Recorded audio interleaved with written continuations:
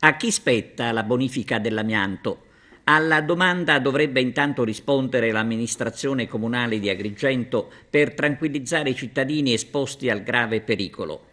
Siamo in via degli Imperatori, dalle parti di San Leone.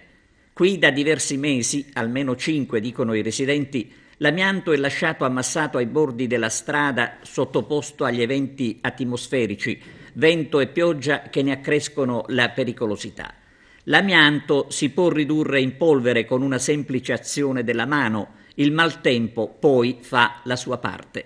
Insomma, via degli Imperatori è diventata una strada inquinata che lascia praticamente indifferente l'amministrazione comunale.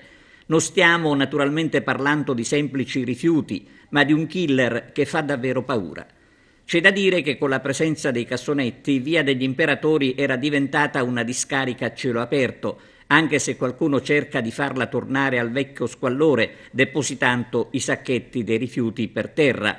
Niente comunque rispetto ad oggi, però, con la presenza inquietante dei recipienti ammassati quasi accanto alle case. Ecco, a chi spetta allora la bonifica della zona?